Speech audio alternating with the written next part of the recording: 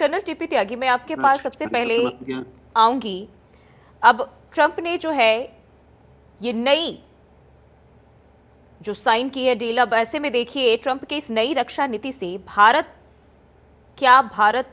चीन को काउंटर करते करते खुद टकराव के केंद्र में आ रहा है? कुछ इस तरह के हालात बन सकते हैं, जो कुछ भी अब तक इसको लेकर जानकारी दिख रही है। जी, ठीक कह रही हैं आप।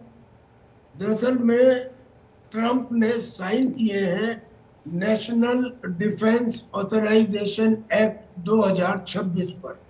उसका उद्देश्य क्या है? उद्देश्य है स्ट्रेंथ विद पीस या पीस विद स्ट्रेंथ, यानी कि वही मोनोपोलर वर्ल्ड वाली सिचुएशन। जी। इसमें 3-4 पॉइंट ऐसे हैं जो भारत से कनेक्टेड है। पहला पॉइंट तो ये है इस एक्ट में कि भारत के साथ में का एम्पावरमेंट किया जाएगा, एम्पावरमेंट ब्रॉडन किया जाएगा, डीपर किया जाएगा। दूसरा ये है कि जो क्वेड है, यानी कि क्वाड्रिलेटरल सिक्योरिटी डायलॉग, उसको और ज्यादा ताकतवर बनाया जाएगा। आपको मालूम है 2017 में ये क्वेड स्थापित हुआ था, जिसमें अमेरिका था, जापान था, ऑस्ट्रेलिया था, इंडिया था और है भी।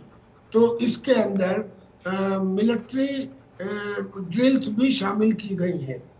तीसरा पॉइंट जो इसमें है वो है जॉइंट मैकेनिज्म तैयार किया जाएगा। जो जॉइंट मैकेनिज्म है, ये समझने वाली बात है कि 2008 में अमेरिका के साथ में सिविल न्यूक्लियर प्रोग्राम कॉपरेशन एक साइन हुआ था और उसमें एक प्रोविजन था कि लॉन्ग टर्म फ्रेमवर्क इन्वॉल्व था आपस में एक दूसरे के साथ।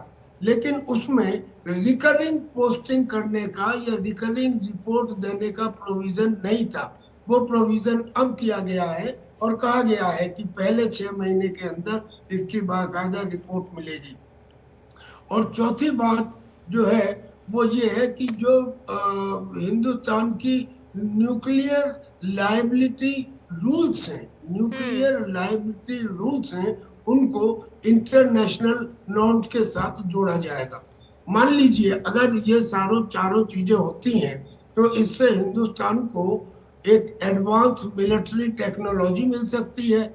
इससे हिंदुस्तान को ज्यादा इंटेलिजेंस शेयरिंग मिल सकती है और इससे हिंदुस्तान को रीजनल एरिया में एक लीडरशिप क्लेम करने की ताकत मिल सकती है। ठीक है। लेकिन अगर ये सारी चीजें हो जाती हैं तो उसके बाद में सबसे बड़ी समस्या ये है कि ये सारे काम किए जा रहे हैं चाइना को कंटेन करने के लिए। चाइना को कंटेन करने का मतलब ये है कि एलएसी पे, लाइन ऑफ एक्चुअल कंट्रोल के ऊपर आज जो स्थिति बन रही है और जो आपस में कंप्रोमाइज की बन रही है, बहुत सारे जो विवाद थे वो खत्म कर लिए गए हैं।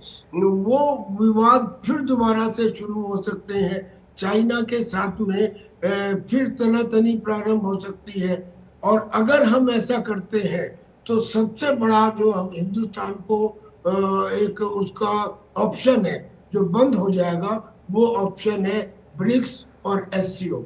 ब्रिक्स की जब मीटिंग हुई थी रशिया के कजान में, तब उस समय ये कहा गया था या ये प्लानिंग थी to have a new world order.